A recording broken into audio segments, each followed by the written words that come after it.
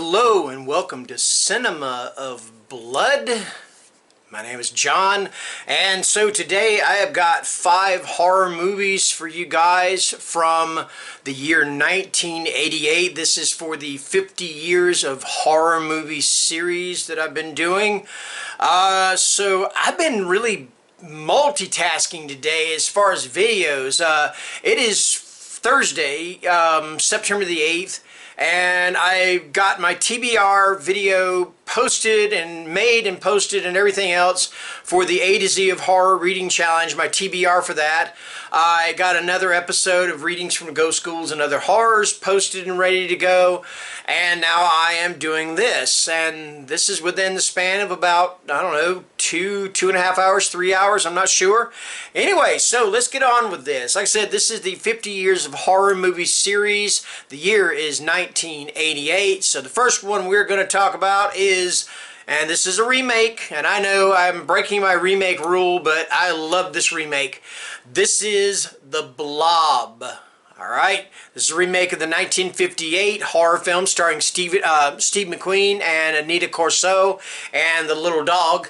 Because if you ever watch the older movie, Anita Corso's character seemed more concerned with the little dog than anything else. He was, oh, Steve, the little dog. Oh, Steve, the little dog, you know. But anyway, so this is directed by Chuck Russell. The story is by Irvin H. Milgate from an original screenplay by Theodore Simonson and Kay Lineker.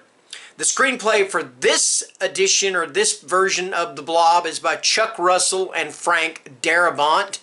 And it stars Kevin Dillon, Shawnee Smith, and Donovan Leitch Jr. Alright, so the premise is the same thing. This meteorite falls from the sky, it lands in the woods, and this homeless or this transient old man finds it, and it cracks open. He puts his hand in it, or it grabs his hand, and it's this gelatinous blob that just covers his entire body and kills him, and it just rolls on and on and on and gets bigger and bigger and bigger. And you got Kevin Dillon. He's like a motorcycle. He's the bad boy. He's the rebel. He wears leather jackets and rides a motorcycle. And you got Shawnee Smith before she was in Saw. And she's like hot. She's a cheerleader.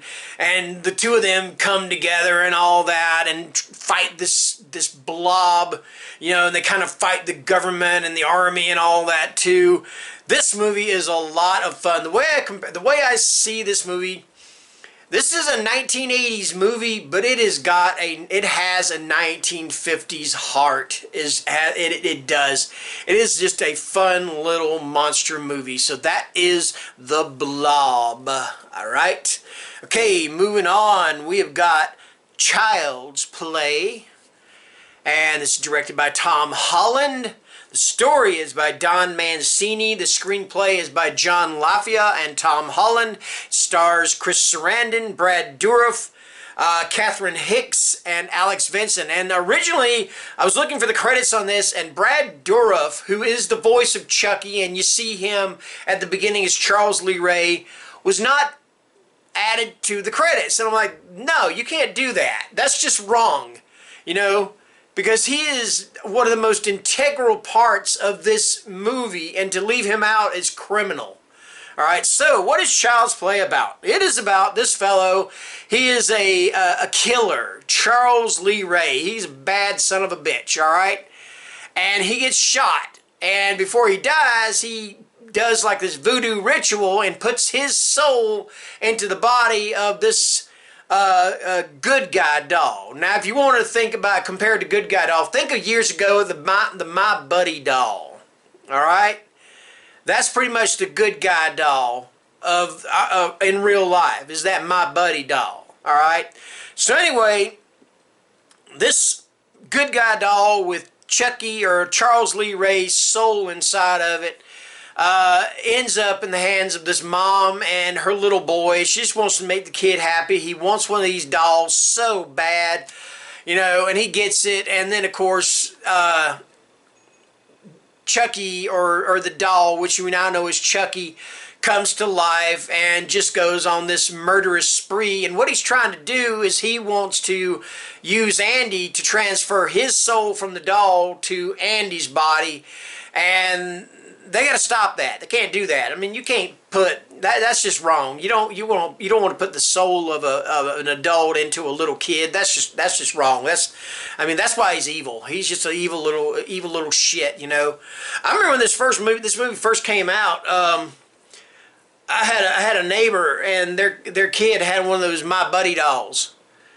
And he brought that thing over one day, and when the kid wasn't in the room, I just looked at My Buddy doll, and I told him, I said, any shit out of you, and I'll throw you in the fireplace.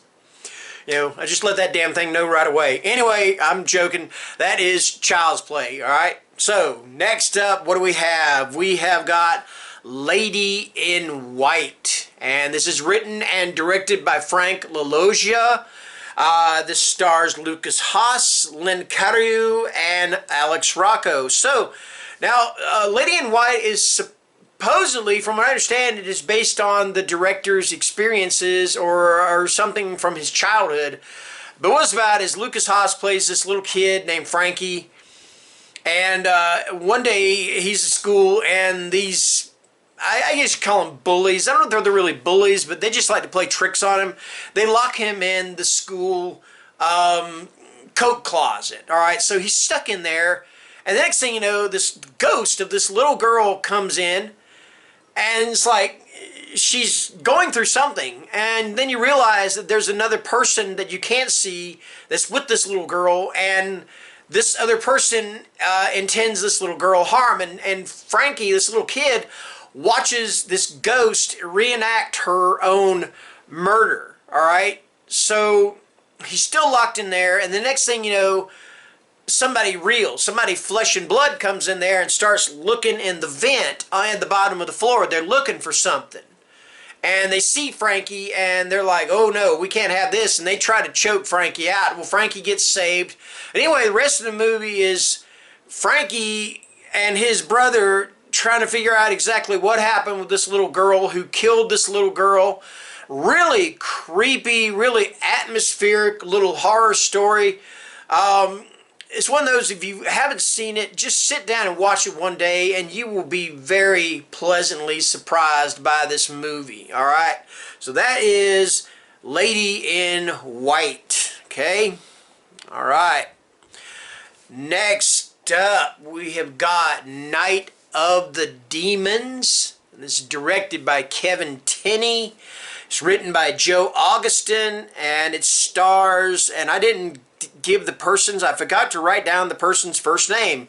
All I know is their last name is Podwell. So sorry about that. I think it may be Kathy, but I'm not sure. Alvin Alexis and Amelia Kincaid. All right. So Night of the Demons is about this group of teenagers that decide to have a party, and I believe it's on Halloween night, in this old abandoned mortuary. Okay, and this demonic force comes in and takes over all of them. It turns Angela, the leader of the party, into this ugly, witchy looking demon, and she's basically trying to turn all her friends into ugly, witchy looking demons. There's a great ending to this that I don't want to spoil. Let's just say it has something to do with Halloween and apples. But another one of these movies that you just have a fun time watching. It is just so much fun. That is Night of the Demons. All right.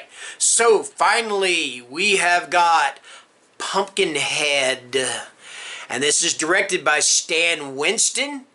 It stars, or the story, excuse me, is by Michael Patrick Carducci and Stan Winston, and it is from an original poem by Ed Justin, okay? So, what Pumpkinhead is about, it stars Lance Henriksen, and it is about this fellow. He's just kind of a simple fellow. He's not dumb, I'm not saying that, but he's like a farmer, and he's got a little boy, and he's just trying to live his life, all right? You know, just trying to live his life, and everybody leave him alone, don't mess with him. Well, these kids come along, man, these teenagers, and they're on these motorcycles, and one of them, the motorcycle goes up in the air, and the little boy is standing there, and he gets hit by this motorcycle, and he gets killed, all right? So next thing you know, Lance Henriksen's character goes to this old witch.